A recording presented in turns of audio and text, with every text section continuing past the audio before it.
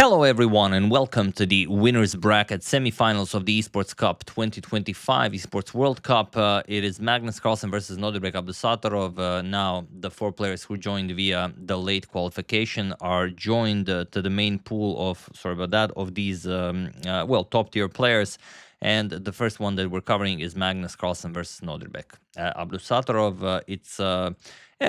as Magnus said in the quote after the game in the interview, he says, "I wouldn't say it's brilliant, but it was work very well done." Now, of course, whether it's brilliant or not is obviously different for someone like Magnus Carlsen and someone who is a casual player. So you guys will be the judge of that. It's a beautiful game, so let's dive straight into it. Magnus with white opens with pawn to d4. We have knight f6, pawn to c4, e6, knight f3, and d5. So the standard queen's gambit declined, knight c3, and bishop to e7. The three knights of the queen's gambit declined. We have c captures on d5, e captures and bishop to f4. We have pawn to c6, so the standard exchange variation, h3, bishop to f5, and pawn to e3. And nothing weird played here, all been seen before. We have queen b6, putting pressure on b2, and Magnus goes bishop to d3, which puts pressure on the bishop on f5. So bishop captures on d3, we have queen captures, and now castle's king side. You could also play some other moves. Knight b to d7 has been played, but castle's king side is a new move. So now already as of move 10, we have a completely new game. So of course, it's too early to capture on b2, but what about now? Magnus castle's king side. Can you capture on b2 now? It would still be a bit too soon. If you capture right away, then you have rook f to b1. And then the queen has to go to e3. Then you don't capture on b7 right away. First you harass the queen a little bit. Now, if the queen goes to a weird square like a5, then you're going to capture and you're going to have a pig on the 7th rank. And if queen to a6, then you will just trade. And black will either capture with the knight and then give up the pawn on b7, or black could decide to keep the pawn by playing b captures on a6 and double up the a pawn, and then you're going to go rook to b7, and black's position is just very, very difficult to play. The bishop here controlling b8 will prevent the black rooks from opposing the white rook on b7. You can double up on the b file, you can put pressure on the c pawn, then this becomes weak, then this becomes weak, then this becomes weak. So already in the hands of one Magnus Carlsen, this would be probably winning. So instead, after castle's kingside, we have knight bd7 by Nodirbek and queen back to c2. Now Magnus defends the b pawn, as now the rook can immediately go get into the game. a5 and knight to e1. The knight is very nice on f3, but it will be even nicer on d3, having access to e5 and c5. So knight e1, we have queen to a6 and knight to d3. We have pawn to a4, winning more space, rook f to c1, saying, okay, later on, if the b pawn is moved, that c6 pawn will be very weak. Rook f to e8, and now Magnus goes back queen to d1. It's a very odd move, but Magnus really wants to play pawn to b4. And if you play pawn to b4 right away, then you run into a captures on b3 en passant. And then after a captures, of course, Nodirbek will give up the queen for 2 rooks and enjoy a very, very pleasant game. So, of course, Magnus will not allow that. He plays queen to d1 first, bishop to f8, and now pawn to b4. The engine says pawn to b3 is better, but, I mean, who are you going to trust, Magnus Carlsen or some engine? So pawn to b4, we have a captures on b3, a captures attacking the queen. We have queen to b6 by Magnus, and now pawn to b4. So Magnus plays pawn to b4 not once, but twice. We have knight to e4 and rook captures on a8. Okay, so just some regular trades, nothing spectacular. Captures, captures, knight captures on e4, d captures on e4, and knight to c5. Magnus has a very good move here as b4 is hanging, and he's inviting a trade, but if you capture on c5, then b captures on c5, improves Magnus's pawn structure, and Nodirbek, of course, really wants the b pawn to remain weak. However, the b pawn is never weak. So first, the knight has to move. We have knight f6, now again with the threat of capturing on b4, but first bishop to e5 by Magnus. And again, you could go for the pawn, but if you go for the pawn right away, then bishop captures on f6, and even with the nice Zwischenzug like bishop captures on c5, you will capture, and after you grab back your piece, you're going to go queen g4 check, king f8, let's say queen f4, and black is maybe black can survive, but very, very hard. There are threats already, like queen to d6 check, and wherever the black king goes, you can go for a nice discovery and win the queen on b4, and also you can just start winning material. So it's a terrible position for black. So after bishop to e5, knight to d5, and now knight captures on e4. We have queen captures on b4, so just trading. Still the material is equal, but now it's Nodirbek with the passed b pawn. Now the question is, can he start advancing it? The c6 pawn would be a little bit weak, of course, if you advance it right away. So here we have knight to c5, putting pressure on b7, and Nodirbek says, all right, that knight is way too strong here. Bishop captures on c5. We have d captures on c5. Magnus says, all right, it's better than capturing with the rook, as now you will not be able to advance the b pawn.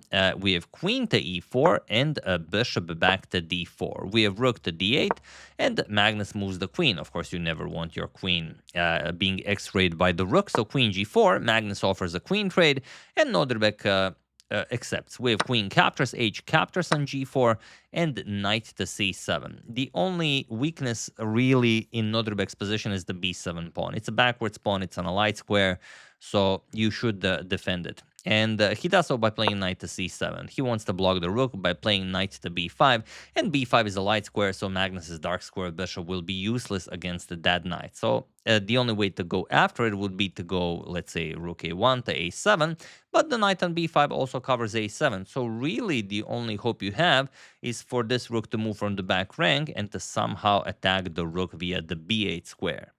But, what are the chances of that happening? So here we have rook to b1, attacking the pawn, knight to b5, and rook to b4. Just nicely improving the position, grabbing more space, activating the rook a little bit more. F6, also limiting the power of the bishop, but making room for the king to enter the game. Pawn to f4 by Magnus, king to f7. We have king to f2 and rook to a8. Okay, we have bishop back to b2. Pawn to h6 and king to f3. So both players just making useful moves, improving the position of the king. Rook to a2, and now pawn to e4. Magnus doesn't really care. The rook here covers the bishop, so it's all good. Rook back to a8 and king to e3. One thing that's very important to sort of highlight here is the time format. It's 10 minutes per player, like, when I play on League Chess, only at a much higher level, but 0 seconds increment. So here being better on time means quite a lot. And very few people can make moves as fast as Magnus in an equal endgame. We have rook to d8 and rook to a4. Now Magnus is saying, okay, I have the a file, maybe I can get my rook somehow to a8 or a7 and put some pressure, because really b7 is the only weakness. Maybe somehow those pawns start marching up the board, and then maybe you can weaken the g pawn as well. But very, very, very hard to say. We have rook to d1. Nodirbek decides to activate, even though he could just play something like king e6, king f7 back, and hope for a repetition. He wants to play actively. Rook to d1, and Magnus offers a rook trade. Rook to a1. Now, why is Magnus offering a rook trade?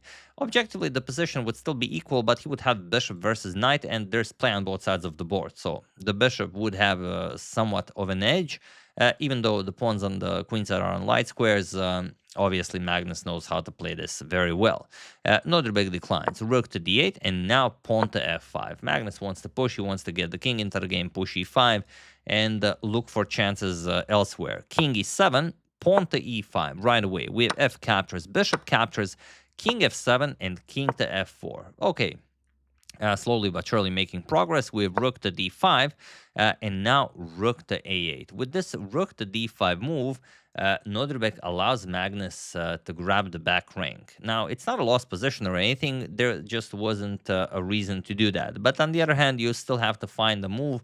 And if you don't play an active move, if you constantly play passive moves against any strong player, you will run into a bad position. So rook to a8, and now Nodirbek again can play moves that don't lose you the game, but they are very, very scarce. In fact, there's only one, and I'm not even going to tell you which one it is, because it will ruin the pause the video moment.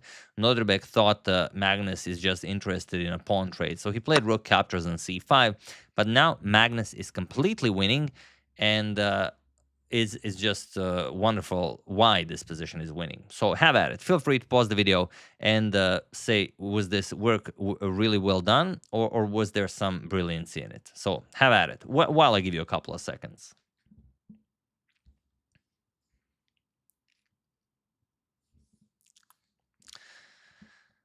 Yes, of course, it is rook to b8. And I hope many of you, or rather most of you, found it, but not for the reason to capture the pawn on b7. There's a much deeper reason for rook to b8. And okay, Nodirbek played pawn to g5, which was sort of the only move that keeps the position going instead of rook captures on c5. But now it just doesn't matter. F captures on g6. Whatever Nodirbek plays is just lost, so he decides to grab a pawn at least, and now rook captures on b7. But like I said, it's not for the pawn. The real threat is rook to g7 checkmate, and there's just nothing Nodirbek can do about it. Even if you go, let's say, rook c4 check, okay, king g3 and h5, you make the room for the king on h6. Look at this. Rook g7 check, king h6, and g5 again with a beautiful pawn checkmate.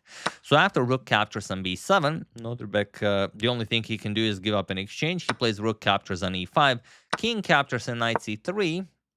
But now all that's left for Magnus is to win the c-pawn, and then slowly but surely kick away the king, win the h-pawn, and advance the pawns to victory. We have king to f4, knight to e2 with check. We have king to e3 attacking the knight, knight c3, and king to f3. We have knight d5 and rook to d7. Not much for Nodirbek to do. He plays king to g5, rook to d6, just going after the pawn, knight to b4, defending, and now, of course, rook to e6, waiting for Nodirbek to make any move, because any move you make will be insufficient. Of course, now a c5, a move you definitely want to make, just rook e5 check, and you pick up the pawn.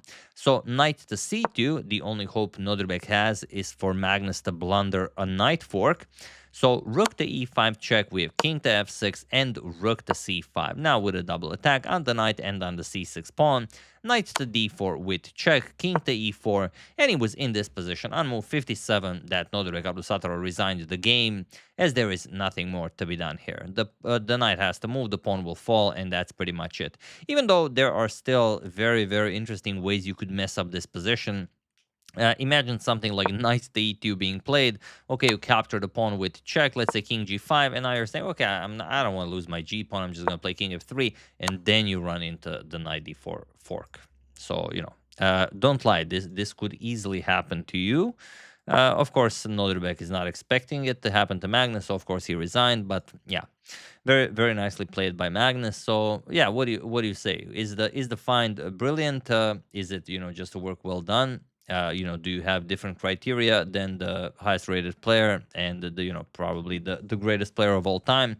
Also comment on that. And that's pretty much it. Magnus proceeds to the final of the winner's bracket, where he will face none other. Or I think they're already playing while I'm recording this. He faces Young Krzysztof Duda, and we're going to discuss that amongst also other games as they're being played and as they're being finished. So yeah, that's the game. Hope you guys enjoyed it. Very nicely done by Magnus. As usual. I mean, Nodirbek played a brilliant game. He made that. He gave Magnus the back rank, and that's it. You give him, like we said. Okay, as long as the knight is on b5, you cannot go to a7. You cannot touch the b7 pawn. There's no way you can do it. The rook covers the back rank, so you cannot go to a8. Nodirbek, for some reason, he moved the rook, but that I think that's also a part of the fun of playing 0 seconds increment, because you just have to make a move, because Magnus makes moves really fast, and then you get an idea. Let's play actively, and okay, you just lose the game. So yeah, that's the game. Hope you guys enjoyed it. I would like to thank Ricardo Cardona Lopez, James Wind, Robert Pande, Christian Medical and Professional Services, and Peter Albert for a contribution to my channel. Thank you a lot. I really appreciate it. As usual, you can check 2 of my previous videos here. Thank you all for watching, and I will see you soon, continuing to check up on your wonderful suggestions and whatever else happens in the chess world. So thank you all. I will see you soon, and have an excellent rest of your day.